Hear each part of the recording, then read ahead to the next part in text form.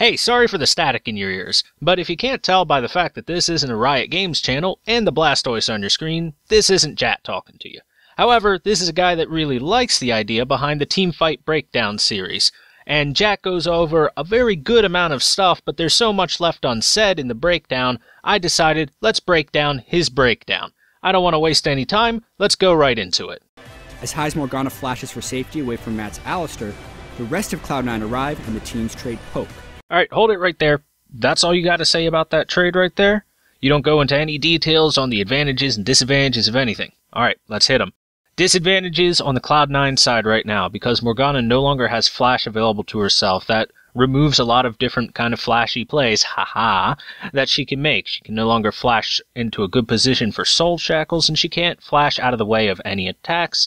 And finally, she can no longer flash to get a good angle on a binding. This puts Cloud9 at a severe disadvantage to their opponent, who still has all of these options available to them. Meanwhile, Team Liquid do not get out unscathed either. Morgana hits a binding on Alistar as he's trying to make his escape to his team. Because of his forward positioning, he has to use his ultimate. This means that Team Liquid will no longer have that ultimate available for them and basically lose the power of a tanky frontman. Alistar, without his unbreakable will, is unfortunately very squishy as a support at this early stage of the game. He doesn't have any items to support a tank style.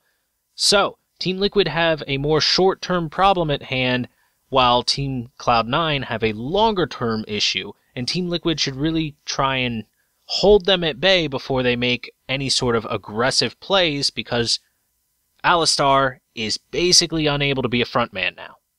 Shortly after, Balls' Malphite channels his teleport from the top lane, and Liquid have to respect Cloud9's numbers advantage and take a different route to mid. At this point, Cloud9 has pulled ahead in tempo. Lorlo is top lane on Quinn, and either needs to immediately go mid to even the numbers, or Liquid need to concede their mid turret while Lorlo pushes. Here's my next issue with this breakdown. Lorlo doesn't really have much of a choice in this matter. Lorlo has no business being in top lane. If you take a look at the map right here, you can see all the towers that are up, everything that's down. There is no outer tower to push. There is no reason for Lorlo to be in that top lane. He should be with his team at middle as soon as possible, whether that means using teleport or flying as fast as possible with Valor and getting there before Cloud9 has a chance to push is up to Team Liquid, but Lorlo should not be spending any time in top lane from this point on. There's no reason to be top. Lorlo is not in a position to push, won't put any damage onto a tower, won't threaten an objective. Lorlo needs to be with the team unless they concede that tower immediately. There is no team play that works where they can keep the tower and Lorlo at top. This is where Liquid gets greedy. Despite facing a numbers disadvantage, Liquid forces a fight in defense of their turret. Their initial combo is clean. Matt's Alistar takes Kallista's Fate's Call and knocks up Rush's Nunu and Balls' Malphite. Matt then flashes forward and knocks them up again, this time also catching Sneaky's Lucian, who he headbutts back towards the turret. Unfortunately for Liquid, this is only 18 minutes into the game, and without the combined damage of the entire Liquid team, who are not all involved in this fight, they don't have enough burst to kill Sneaky, let alone the two tanks caught in the CC chain. The retaliation from Cloud9's side is devastating. The instant Balls' Malphite is free of CC, he hits 3 members of Liquid with unstoppable force. This is comboed perfectly with a Phosphorus Bomb and a Missile Barrage from Jensen's Corki. Hei's Morgana walks up and hits 3 with Soul Shackles. Rush's Nunu hits everyone with a partially charged Absolute Zero, and even Sneaky's Lucian manages to dash and flash away before channeling the culling to spray even more damage onto Liquid. Every member of Cloud9 attacked as one. Alright, now that we've had Jat explain the whole team fight for us, let's go over a couple of things that he missed. First off, if we look very, very closely with our Enhanso-Vision that we can do because we're members of the CIA, we see Phoenix threw a gold card and hit Rush with it. Rush is quite possibly, not quite possibly, literally the worst possible target that Phoenix could possibly hit with a gold card. I think he was trying to click on Balls, so maybe it was a misclick, but still, Rush, no, you don't gold card the Nunu of all people in your team fight, Phoenix. That was bad. In addition, Hai, on the other hand, has an insanely good binding where he threads the needle and lands it perfectly on Piglet in this chaotic fight. Piglet actually leaps forward, gets nailed by the binding, and is held in place. Piglet is 100% unable to flash out of that position due to high landing this perfect binding. This actually sets up Team Liquid for this really, really horrifying wombo combo that C9 is able to pull off on them. Because of the fact that Piglet cannot flash, there's no possible way he's going to be able to dodge the unstoppable force that Malphite's about to land on his face. The only thing Team Liquid can do is accept the loss of Piglet. The unfortunate part is that Dardoch and Matt group very closely to their AD carry because they naturally want to try and protect their damage dealer. The unfortunate result is that Matt does not have an ultimate available to keep himself alive. Dardoch, while relatively tanky, is still in the early stages of the game and hasn't got a full build on Rek'Sai to be able to take this kind of punishment.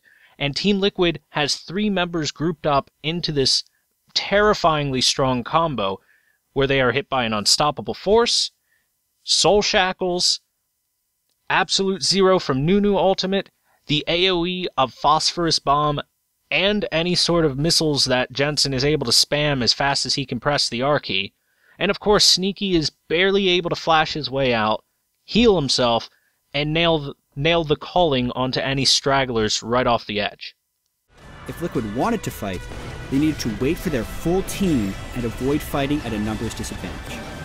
Normally I'd agree with a line like this, but unfortunately having that 5th member there does not prevent the 3 members that get blown up so quickly that they don't do more than maybe 400 damage over the course of the fight.